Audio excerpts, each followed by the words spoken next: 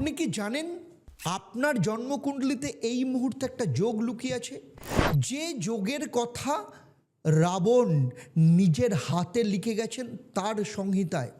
এই যোগ যদি আপনার থাকে, আপনি জীবনে কখনো দরিদ্র থাকতে পারবেন না। এই কথা আমার নয়, এই কথা রাবণের। আজ আমি আপনাদেরকে বলবো সেই 3 যোগের কথা, যা কয়েক হাজার বছর ধরে লুকিয়ে ছিল। এবং এই ভিডিওর শেষে আমি আপনাদের বলবো কিভাবে আপনি নিজেই বুঝবেন এই যোগগুলো আপনার কুণ্ডলিতে আছে কিনা। তাই এই ভিডিওটা শেষ পর্যন্ত খুব মন দিয়ে দেখবেন।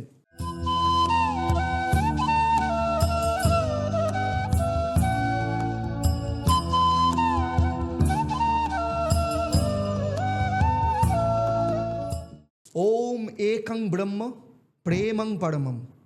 নমস্কার, আমি জ্যোতিষগুরু আচার্য দেবদত্ত।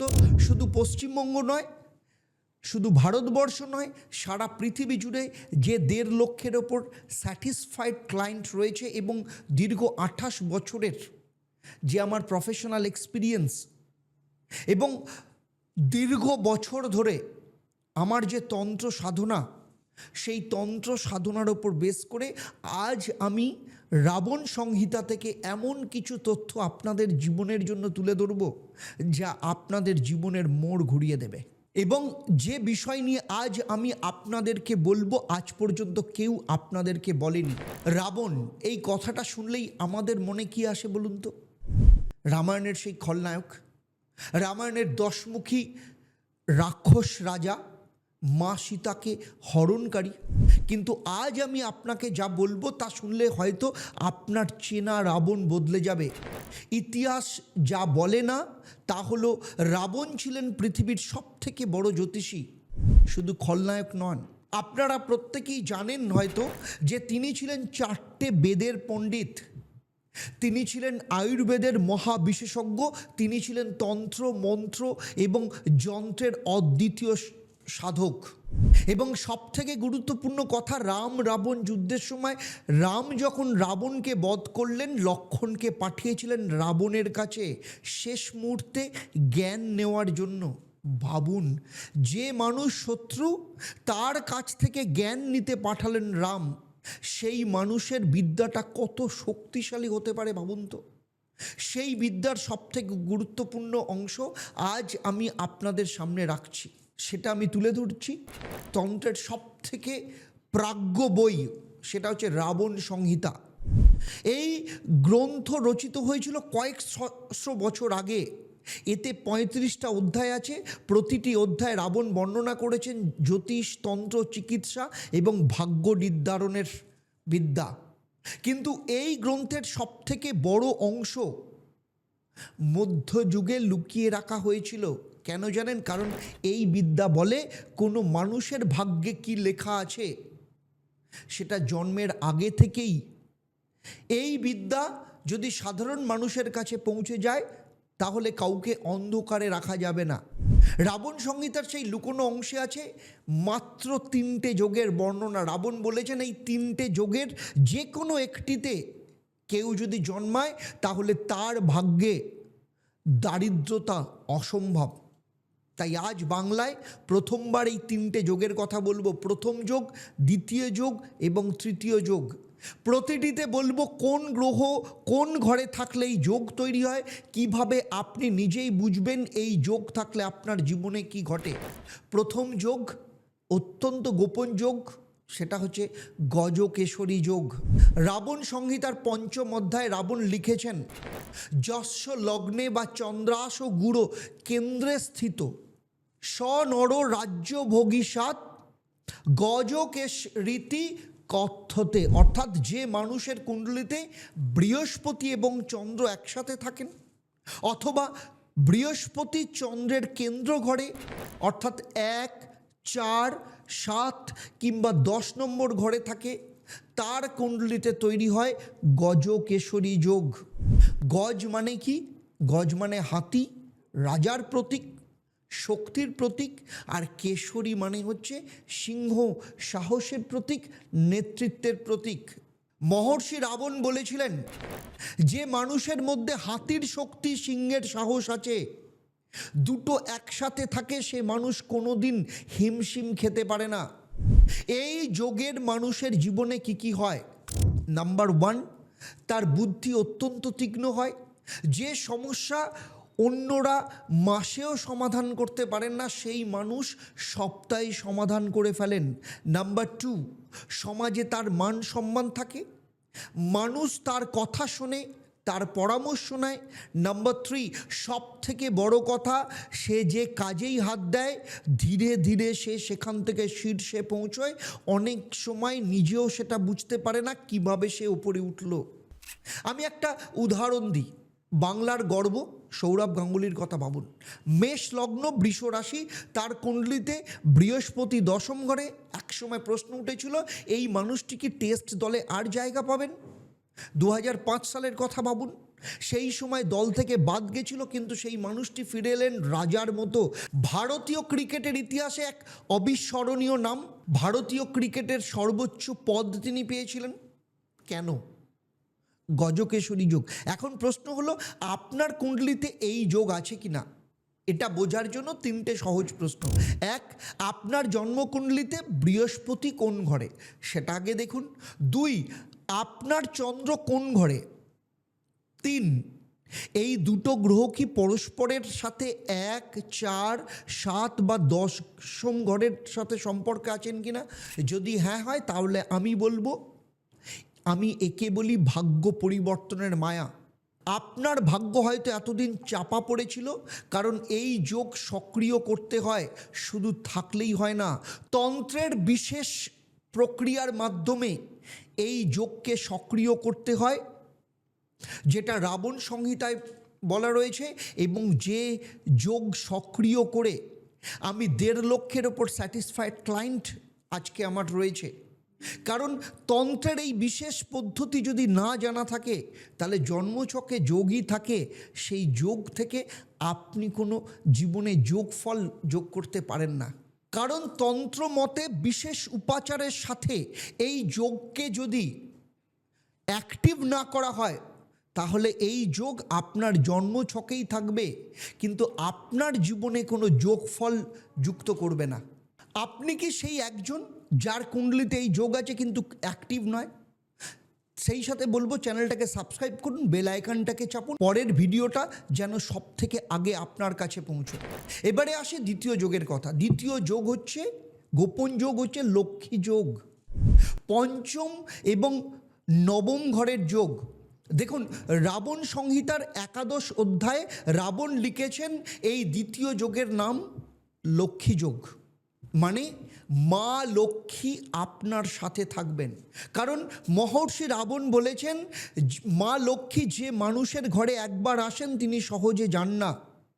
এই যোগ তৈরি হয় তখন যখন আপনার জন্মকুণ্ডলিতে 5ম ঘরের অধিপতি এবং 9ম ঘরের অধিপতি একে অপরের সাথে শুভ সম্পর্ক রাখেন, অথবা শুক্র গ্রহ ধনকারক গ্রহ লগ্ন 4র্থ 5ম 7ম 9ম কিংবা 10ম ঘরে থাকেন এবং শক্তিশালী হন। এই যোগ যে মানুষের থাকে, সে হয়তো জীবনের প্রথম দিকে কষ্ট করে, হয়তো পরিবার খুব দরিদ্র ছিল, হয়তো সংগ্রাম করতে হয়েছে, তার মানে পকেট সবসময় হয়তো তার মনে হয়েছে ফাঁকা। কিন্তু 35 থেকে 40 বছর বয়সের পর এই মানুষের ভাগ্যে এমন পরিবর্তন আসে যা সে নিজেও বিশ্বাস করতে পারে না। জট খুলে যায়, পকেট গরম হয় এবং রাজার মতো মাথা তুলে দাঁড়ায়। এবং আমার 28 বছরের অভিজ্ঞতায় আমি দেখেছি, এমন এক ভদ্রলোকের কথা বলি, যিনি আমার কাছে এসেছিলেন প্রায় 15 বছর আগে। তিনি তখন একটা ছোট্ট চাকরি করতেন, মাসের শেষে সংসার চালাতে হিমশিম খেতে হতো। আমি তার কুণ্ডলি দেখলাম 5ম ঘরের অধিপতি 9ম ঘরে লক্ষ্মী যোগ, কিন্তু সক্রিয় নয়। আমি তাকে বললাম 38 বছর বয়সে আপনার ভাগ্য ঘুরবে, তিনি বিশ্বাস করেননি। কিন্তু 38 বছর বয়সে তার জীবনে এমন এক ব্যবসার সুযোগ এলো, যেটা হয়তো প্রথমে নিতে উনি চাননি, দ্বিধা করেছিলেন। আজ সেই মানুষটা অত্যন্ত বড় একজন ব্যবসায়ী। আমরা অনেকেই হয়তো তার নাম জানি, কিন্তু সেটা আমি এখানে শেয়ার করব না। কেন? এই লক্ষ্মী যোগ। এখন আপনার কুণ্ডলিতে এই যোগ আছে কিনা সেটা বোঝার সহজ পদ্ধতি আমি বলি। উদাহরণ দিচ্ছি, যেমন ধরুন আপনার মেষ লগ্ন, মানে আপনার পঞ্চম স্থান কোথায়? সিংহ রাশি, যার অধিপতি গ্রহ রবি। নবমপতি মানে ধনু রাশি, বৃহস্পতি। কিন্তু সম্পূর্ণ নিশ্চিত হতে গেলে একজন অভিজ্ঞ জ্যোতিষীর কাছে কুণ্ডলী যেমন দেখানোর দরকার। তেমনি আমি আপনাদের বলি, প্রত্যেক বুধবার অ্যাস্ট্রোবেল সিরিজে আমার জ্যোতিষের ওপর যে কোর্স আমি শুরু করেছি, আপনারা সেটা লক্ষ্য করতে পারেন, আপনারা সেখানে শিখে যাবেন। আপনারা অলরেডি যারা অ্যাস্ট্রোবেলসের কোর্সের সাথে যারা যুক্ত রয়েছেন বা যারা ভিডিও অলরেডি দেখেছেন, তারা অবশ্যই নিচে কমেন্টস করে জানাবেন। আর না হলে ডেসক্রিপশানে লিঙ্ক রয়েছে, এন্ড স্ক্রিনের লিঙ্ক রয়েছে, আপনারা সেটা দেখে নিতে পারবেন। আর এই ভিডিওর শেষে আমি যে পথ দেখাবো সেটা আপনাদের জীবনকে কিন্তু বদলে দিতে পারে। এখন আসি সবথেকে শক্তিশালী যোগ, তৃতীয় যোগের কথা। সেই যোগের নাম হচ্ছে নিজ ভঙ্গ রাজযোগ। খুব মারাত্মক যোগ এটা, যেটা মহর্ষি রাবণ যেটার ওপর ভীষণ গুরুত্ব দিয়েছেন। এই যে নিজ ভঙ্গ রাজযোগ, বৈদিক অ্যাস্ট্রোলজিতেও এর ওপর অনেক গুরুত্ব রয়েছে। নিচ মানে কি? নিচ মানে হচ্ছে যে গ্রহ পড়ে গেছে। ভঙ্গ মানে সেই পতন, ভেঙে যাওয়া। রাজ মানে রাজার মতো উঠে দাঁড়ানো। রাবণ সংহিতায় মহর্ষি রাবণ এই যোগ সম্পর্কে লিখেছেন, নিচস্থ গ্রহ বলি যদি উচ্চস্থ দৃষ্টিত রাজযোগং প্রদত্তেব বিপদং ভঞ্জয়েথা। অর্থাৎ যে গ্রহ নিচ রাশিতে আছেন, তিনি যদি উচ্চ রাশির অধিপতির দৃষ্টি পান, তাহলে সেই গ্রহ রাজযোগ তৈরি করেন এবং সমস্ত বিপদ ভেঙে যায়। এই যোগ যে মানুষের থাকে, তার জীবনের গল্পটা একটু আলাদা হয়। ভাগ্য তাকে প্রথমে ভাঙে, খুব কঠিন ভাঙে। হয়তো ব্যবসায় বড় ক্ষতি, হয়তো পরিবারে অশান্তি, হয়তো স্বাস্থ্য সংকট, হয়তো মনে হতে পারে পায়ের নিচে মাটিটাও সরে গেছে। কিন্তু মহর্ষি রাবণ বলেছেন, মানুষের এই পতন সেই মানুষের জীবনের আসল প্রস্তুতি। পতনের পর যখন উঠে আসেন, তখন এমনভাবে উঠে আসেন যা আশপাশের কেউ কল্পনা করতে পারে না। রাবণও নিজে ছিলেন এই যোগের জীবন্ত উদাহরণ। রাবণ, যার পিতা ছিলেন ব্রাহ্মণ এবং মাতা ছিলেন রাক্ষসী, সমাজ তাকে গ্রহণ করেনি। দুই জগতের মাঝখানে তাকে দাঁড়িয়ে থাকতে হয়েছিল। কেউ নিজের ভাবেনি। সেই মানুষটি ত্রিলোকের রাজা হলেন, সোনার লঙ্কার অধীশ্বর হলেন, ব্রহ্মার বরে 10টি মস্তক পেলেন, জ্ঞানের প্রতীক হলেন। শিবের সামনে এত তপস্যা করলেন, শিব তাকে বর দিতে বাধ্য হলেন। কেন? এই নিজ ভঙ্গ রাজযোগ। এই মুহূর্তে আমি আপনাকে একটা সরাসরি কথা বলতে চাই। আপনাদের মধ্যে হয়তো অনেকে আছেন যাদের জীবন এখন অনেক কষ্টের মধ্যে দিয়ে চলছে। হয়তো অর্থনৈতিক সংকট, হয়তো শত্রু ষড়যন্ত্র, হয়তো মনে হচ্ছে এই মাসটা একটা অগ্নি পরীক্ষার মাস। আমি আপনাকে একটা কথা বলছি, যদি আপনার কুণ্ডলিতে নিজ ভঙ্গ রাজযোগ থাকে, তাহলে এই কষ্ট শেষ নয়, এটা জীবনের উত্থানের শুরু। ভাগ্য আপনাকে ভাঙছে, পরে অনেক শক্তিশালীভাবে গড়ে তুলবে। কিভাবে আপনি এই প্রতিকূল পরিস্থিতিকে জয় করবেন, আবার রাজার মতো মাথা তুলে দাঁড়াবেন, সেটাই এখন আমি আপনাকে বলবো। দেখুন, এই যোগ তৈরি হওয়ার কিছু প্রধান সংযোগ রয়েছে। 1 নম্বর, শনি যদি মেষ রাশিতে থাকে এবং বৃহস্পতির যদি দৃষ্টি পায়, তাহলে নিজভঙ্গ। 2, মঙ্গল যদি কর্কটে থাকে এবং শুক্র বা চন্দ্র যদি কেন্দ্রে থাকে, তাহলে নিজভঙ্গ। 3, শুক্র যদি কন্যায় থাকে এবং বুধের সাথে থাকে, তাহলে কিন্তু নিজভঙ্গ। এই নিজভঙ্গ রাজযোগ বৈদিক জ্যোতিষে সবথেকে পাওয়ারফুল যোগের মধ্যে একটা। এবারে আসবো এই 3টে যোগ সক্রিয় করার পদ্ধতি। যার জন্য অনেকেই এই ভিডিওটা শেষ পর্যন্ত দেখছেন। দেখুন, রাবণ সংহিতা রাবণ শুধু এই যোগগুলো বলেননি, এই যোগগুলো সক্রিয় করার পদ্ধতিও বলেছেন। প্রথমেই আসবো গজকেশরী যোগ।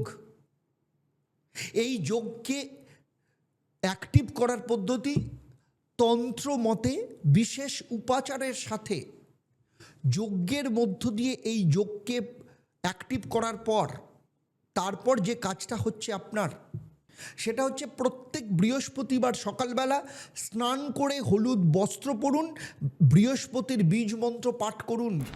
ওম গ্রাং গ্রিং গ্রৌং স্বঃ বৃহস্পতায় নমঃ। এই মন্ত্রটা 108 বার করবেন টানা 40 দিন। এবারে আসছি লক্ষ্মী যোগের ক্ষেত্রে। লক্ষ্মী যোগকেও একইভাবে তন্ত্রের মাধ্যমে বিশেষ যজ্ঞের দ্বারা এই যোগকে অ্যাক্টিভ করার পর আপনাকে যে কাজটা করতে হবে সেটা হলো প্রতি শুক্রবার সন্ধেবেলায় মা লক্ষ্মীর সামনে একটা সাদা পদ্ম ফুল বা সাদা ফুল রাখুন। তারপর ওম শ্রীং হ্রিং শ্রীং কমলে কমলালয়ে প্রসিদ্ধ প্রসিদ্ধ ওম শ্রীং হ্রিং শ্রীং মহালক্ষ্মী নমঃ। দেখুন, ঈশ্বরী মা হচ্ছেন অষ্টলক্ষ্মী ঈশ্বরী মা। ঈশ্বরী মা হচ্ছেন মহালক্ষ্মী। তাই আমি ঈশ্বরী মায়ের মন্দিরে ঈশ্বরী মা মহালক্ষ্মীর যে হোম যজ্ঞ করি, সেখানে আপনারা আপনাদের এই যজ্ঞকেও অ্যাক্টিভ করতে পারেন। এবং অ্যাক্টিভ করার পর এই কাজটা আপনাকে করতে হবে, 21 বার মন্ত্রটা বলতে হবে 21 দিন ধরে। এবারে আসছি নিজ ভঙ্গ রাজযোগের কথা। দেখুন, রাবণ সংহিতায় বলা আছে যে গ্রহ নীচ হয়েছে তার মন্ত্র জপ করলে এই শক্তি ফেরত পাবেন। তবে তার আগে নিজভঙ্গ রাজযোগকে অ্যাক্টিভ করতে গেলে নিজভঙ্গ রাজযোগের যে যজ্ঞ, সেই যজ্ঞ করে নিজভঙ্গ রাজযোগকে অ্যাক্টিভ করতে হবে। যদি আপনার শনি নীচ হয় তাহলে সূর্যোদয়ের আগে প্রত্যেক শনিবার ওম সং শনিশ্চরায় নমঃ এই মন্ত্রটা 108 বার পাঠ করতে হবে। যদি মঙ্গল নিচস্থ হয় তাহলে প্রত্যেক মঙ্গলবার ওম ক্রাং ক্রিং ক্রৌং স্বাহ ভূমায় নমঃ 108 বার বলতে হবে। কিন্তু আমি একটা কথা বলতে চাই, এই প্রতিকারগুলো করবার আগে আপনার কুণ্ডলিতে ঠিক কোন যোগ আছে সেটা জানার দরকার। ভুল যোগের জন্য ভুল প্রতিকার করলে উপকার না হয়ে সমস্যা চলে আসে। তবে কোথাও যদি আপনার মনে হয় যে আমি যা বলছি আপনার জীবনের সাথে কোথাও না কোথাও মিলছে অথবা কোথাও অমিল হচ্ছে, তাহলে বলবো আপনার ক্ষেত্রে দুটো রাস্তা। প্রথম রাস্তা, আপনার জন্ম তারিখ, জন্ম সময়, জন্মস্থান নিয়ে আপনি আমার সাথে পার্সোনাল কনসালটেশনের জন্য বুক করতে পারেন। নিচের যে নাম্বার রয়েছে, আমি আমার 28 বছরের অভিজ্ঞতায় আমি আপনার কুণ্ডলী দেখে বিশেষ তন্ত্র মতে এই 3টে যোগকে কোন যোগ আপনার রয়েছে এবং কোন দশায় সেটাকে সক্রিয় করতে হবে সেই রাস্তাটা আমি আপনাকে তৈরি করে দিতে পারি। অথবা দ্বিতীয় রাস্তা হচ্ছে চলে আসুন শনিবার দিন সন্ধেবেলা 6:30, সেখানে লাইভ প্রোগ্রামে সরাসরি আমার সাথে কথা বলতে পারেন। আমি আপনার কুণ্ডলীর প্রশ্ন আপনি জানতে পারবেন এবং এখনই নিচের ভিডিওতে কমেন্ট করুন এবং সেখানে আপনি সরাসরি প্রশ্ন করতে পারেন এবং আপনার সমস্যার সমাধান আপনি জেনে নিতে পারবেন। আর সেই সাথে এক্ষুনি ভিডিওতে নিচে কমেন্ট করে লিখুন, জয় ঈশ্বরী মা। আমি আপনার সাফল্যের জন্য প্রার্থনা করব, আপনার নামে সংকল্প করব। আর আমি জানি আপনাদের মধ্যে অনেকে আছেন যাদের জীবন এখন অনেক কষ্টের মধ্য দিয়ে যাচ্ছে, কিন্তু আজকের এই ভিডিও দেখার পর হয়তো একটু আশার আলো কোথাও না কোথাও দেখতে পাচ্ছেন। এবং সেটাই আমার কাজ, সেটাই আমার এই চ্যানেলের উদ্দেশ্য। আর এই ভিডিওটা সেই সাথে শেয়ার করুন আপনার পরিবারের সেই মানুষটির কাছে, যাতে সে জীবনের হয়তো বিভিন্ন ক্ষেত্রে সংগ্রামের মধ্য দিয়ে যাচ্ছে, যে মনে করছেন তার ভাগ্যে সুখ নেই, হয়তো তার কুণ্ডলিতেই রয়েছেন রাবণের সেই গোপন যোগ, শুধু জানা নেই। আপনার শেয়ার হয়তো সেই মানুষটার জীবনটাকে বদলে দিতে পারে। তাহলে আজকের মতো বিদায় নিচ্ছি, আবার দেখা হবে আপনাদের সাথে পরবর্তী পর্বে। আপনারা আর আপনারা আপনাদের পরিবারের সাথে ভালো থাকুন, সুখে থাকুন, শান্তিতে থাকুন। আর চলুন সবাই একসাথে বলি ওম হরি ব্রহ্ম। অর্থাৎ ব্রহ্ম তো একই, কিন্তু তাকে পাওয়ার রাস্তা হরির পথ ধরে, প্রেমের পথ ধরে। নমস্কার, ভালো থাকবেন।